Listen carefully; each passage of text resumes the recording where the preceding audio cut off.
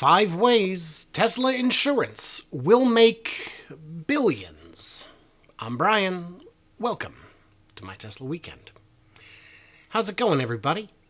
Can you hear me in the chat? Can you hear me in the chat? Did my intro work right? I hope it did. Saw a weird little lag on my end. But I think we can just get right into it. How is everybody? Give me a thumbs up if you can hear me. Looking good. Quick thanks to my newest Patreon, Patricia CH. Very cool. More about Patreon at the end, as usual. So yeah, car insurance. Isn't that fun? Tesla Insurance is uniquely positioned to make $11 kajillion. And yeah, we're going to absolutely explain why. Now, when I first heard about Tesla Insurance, I was not impressed. It just sounded like a distraction. And then they said, well, we're actually farming it out to other companies. We're just helping with the underwriting. I just didn't get it. But I get it now. And as always, Tesla's one step ahead. So what is insurance? I have no idea. What factors may affect your car insurance? Well, as you know, auto insurance premiums are based on your driving habits and demographics, factors, and other coverages that you want. So imagine if, yes, Robert, 11. Hello, Go Coyote. Imagine if, they look at your driving history to see if you've got any tickets or accidents. Imagine if only one company could tell if you had tickets or accidents. Imagine the advantage that they would have over everyone else. They would know where the actual risks are. Well, Tesla's got better data. So as opposed to just looking at, your driving history and you type a car, they can look at your driving in real time. Tesla Insurance, only available in California at the time of this article, launched in 2019, one-stop shop. The pricing is based on the car's safety systems, not on personalized driving data. Well, that may have changed. It includes any kind of insurance you would want on a car. And it, at the time, wasn't available for Uber. Who cares? So the idea is, and they will have, at some point, multi-policy discounts, loyalty discounts, group rates, and even already they offer a 12% discount for multi-car if you have more than one Tesla on the insurance. We've got Tesla Insurance using real-time driving behavior. It gives you a safety score. So they've got the best data by which to determine whether or not you are going to be a quality driver. So, Progressive does this as well with their Snapshot, but theirs is much more limited. It looks at, it plugs into the OBS port, and it can only tell, rate of deceleration, rate of speed, some very basic information, and only for a period of time that you have it installed. And there are also ways to gain that make it less effective. But Progressive is just one of the new companies trying to get into this and struggling. And they do not have the camera data. They do not have access to a lot of the data. So that is how, it works. But Tesla drivers can also gamify safe driving. If you're at 90% and you want to go higher, if you've got a score of 90, it's not 90%. If you've got a score of 90 and you want to go higher, you can do that. You can drive like a grandpa. That is within your ability. But we will come back to that in a bit. So I've got a bunch of math today. I loves me, my math, and I'm pretty proud of what I came up with this week. But first, some background so that the math actually makes sense. Oh yeah, and this is more on how to improve your safety score. Jumped ahead a little. So, the first question is, how many cars will Tesla be selling? 30. Well, they plan to sell 20 million. And I'm going to use numbers based on that. And even if they're low, even if they're well short of 20 million, the numbers will still work. You will see, and it's all in an actual spreadsheet, so we can massage the numbers as needed at the end.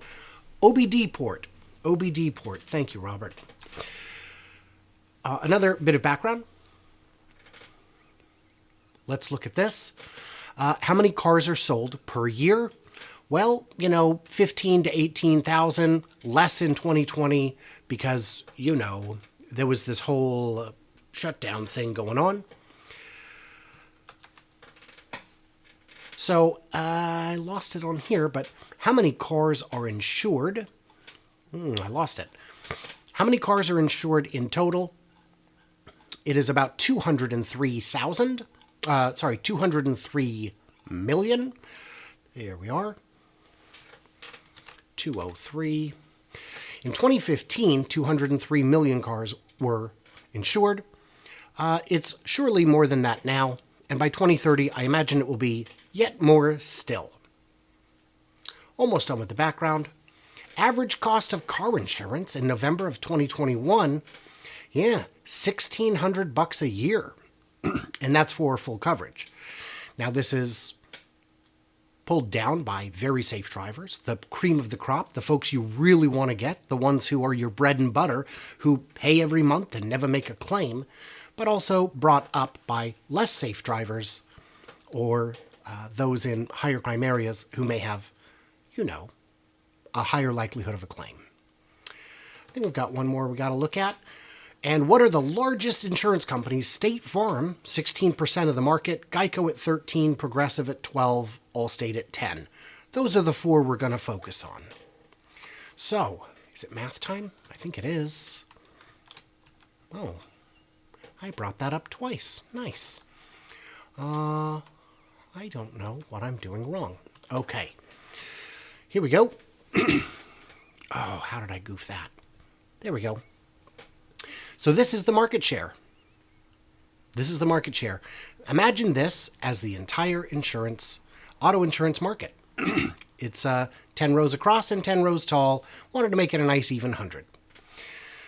So right now you've got the folks like Allstate, who have about this much of the market, and Geico, around this much percent of the auto insurance market. And what would it be? Allstate, who has, about this much percent of the market.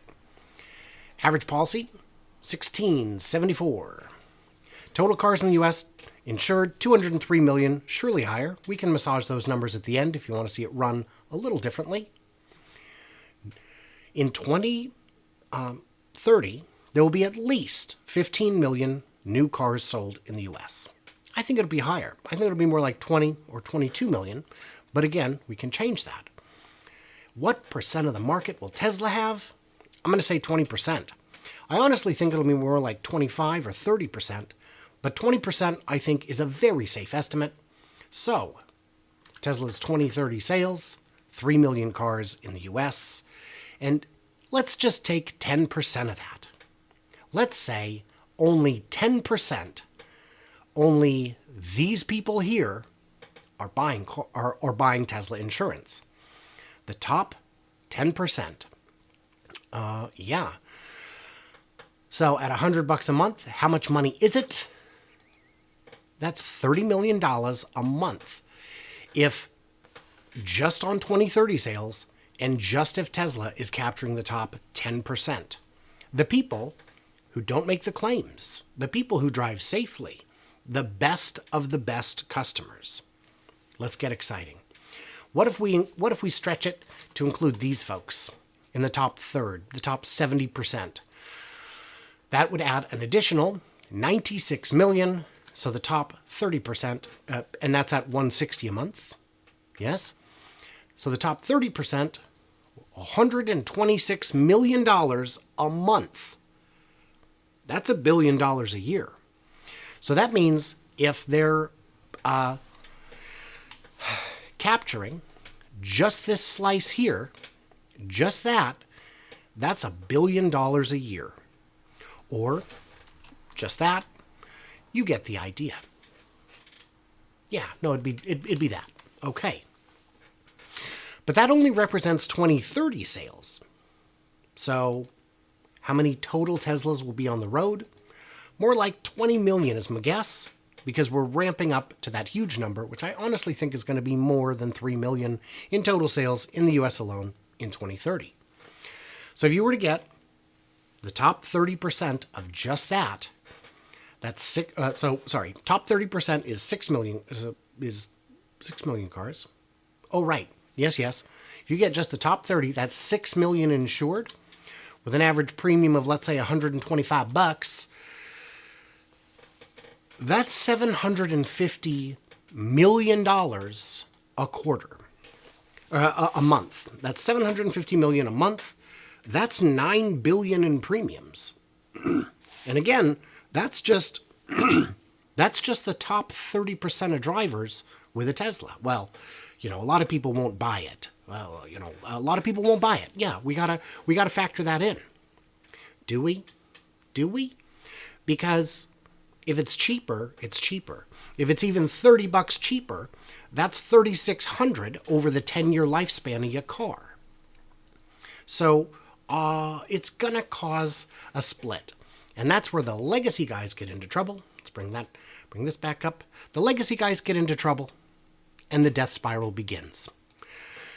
So, what happens when these drivers are no longer insured with Progressive? You see, insurance is all about sharing risks. These guys struggle to get insurance. These guys less so, but it's expensive. Geico, State Farm, Allstate, they live in this space.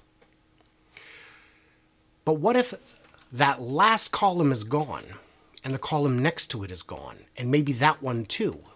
What happens to the premiums for these drivers? Without these gravy goodness to subsidize it, those premiums are going to go up. So Tesla might be saving you 25 or 30% on your insurance early on, but the old guys are going to get more expensive, and Tesla's going to be able to just keep driving down the price. Or just keep it just barely better than the competition with vastly fatter margins. I mean, that's what they're doing with auto sales, which is a historically lean business. And then more people switch, and then the death spiral continues. If Tesla's just getting, 6 million cars insured in 2030, out of 200 million, that represents this much, just that. But it's likely to make more profit than the other guys. So how much money is that? Well, it's a lot, and it'll only get wider. So what have we got in terms of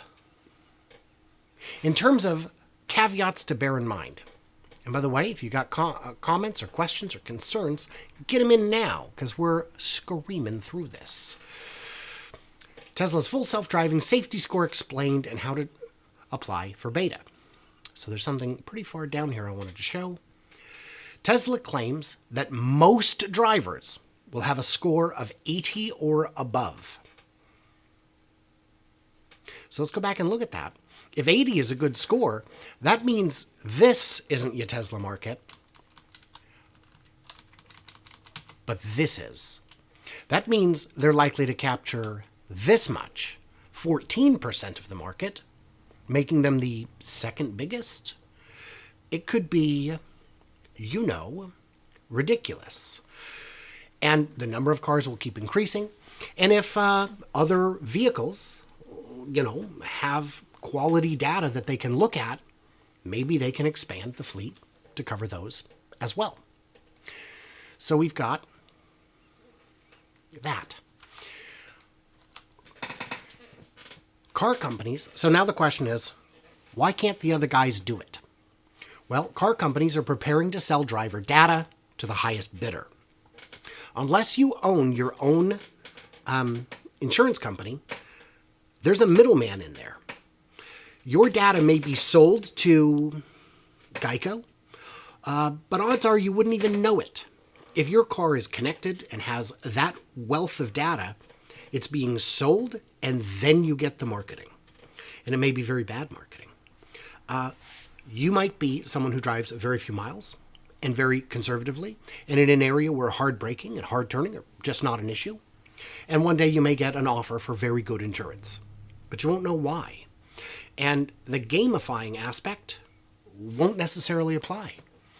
And again, with the market getting wider and wider between the cheap guys and the expensive guys, Tesla and everyone else, the people down in this area who are like, gosh darn it, if I could just get my safety score up, I could save a ton of money, they might just do that.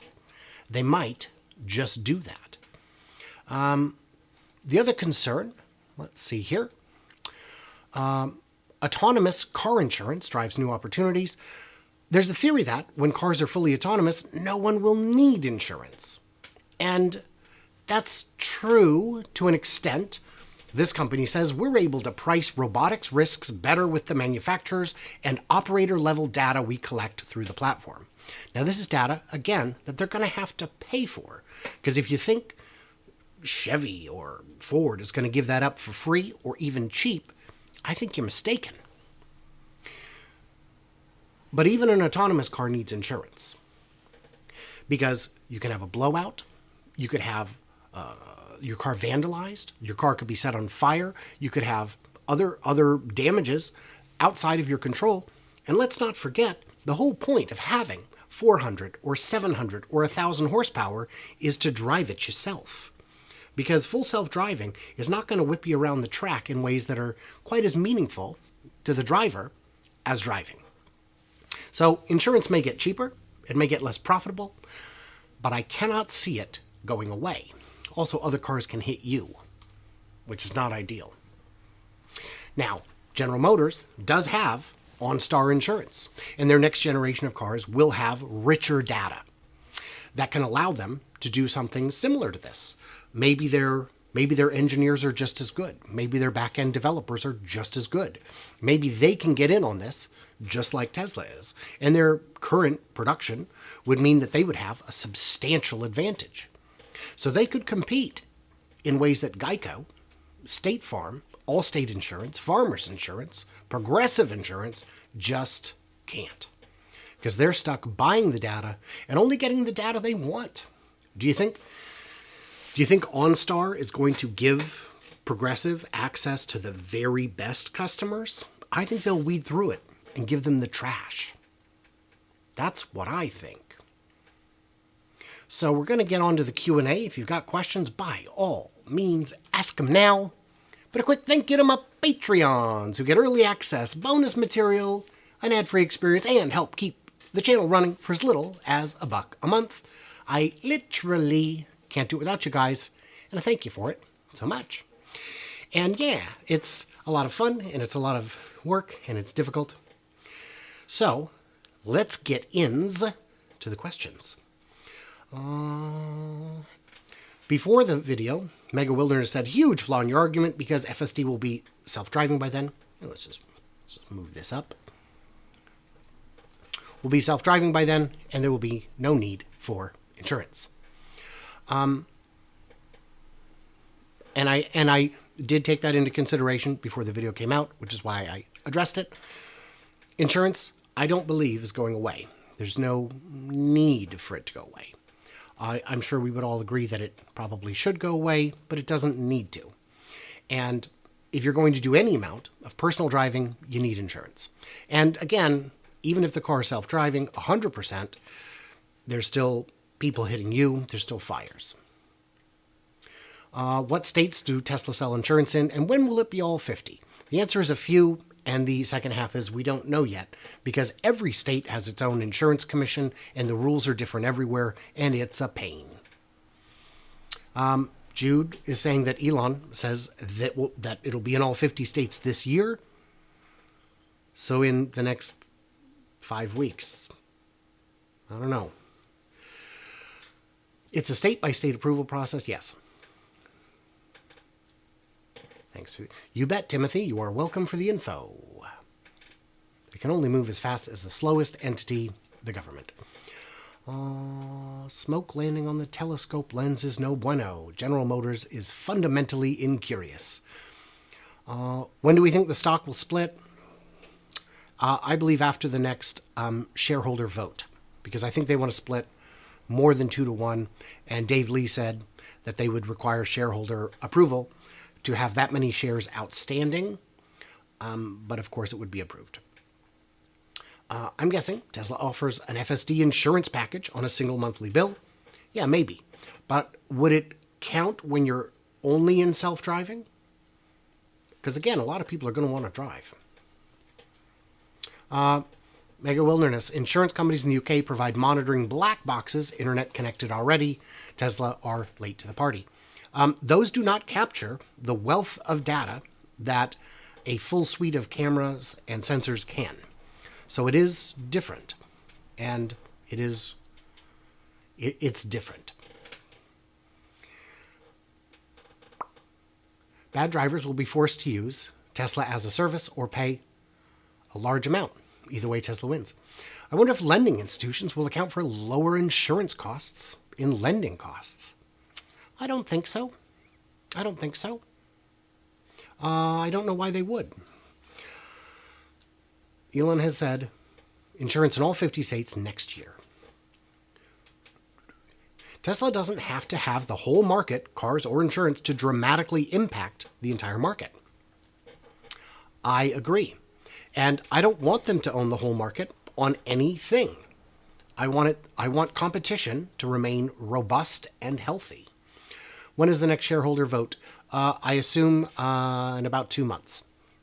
It's quarterly. It's quarterly. And it's usually done at the same time as the earnings report, so about 2 more months. All right. Any more questions? By the way, JJE, thank you for the super chat. I appreciate that. And he asks, what about Nikola Insurance? Maybe. If they are, and you raise actually a very good point. The new players are playing by different rules. When you start from the ground up, you can do things differently, a lot more easily than trying to turn a giant ship in motion. So if Nikola is going to be adding all the sensors and self-driving data that is necessary, which it appears they are, there is absolutely no reason that they couldn't do this as well. So they could either sell that data, which early on maybe they will, or they could more profitably keep the data and sell the insurance themselves through a third party like Tesla does. Thoughts on privacy concerns? With non-Teslas, 100% yes. Privacy concerns on Teslas, at current, you have to opt in. So no privacy concerns on that. And in terms of collecting just telemetry data, I don't know how that would be useful to anyone. Like if you were to hack my car and see my driving telemetry, I don't know what possible use you could have for it. I hear Nikola's Insurance is all downhill. Well, Jeff, gravity is one of the strongest forces, at least as far as humans can perceive.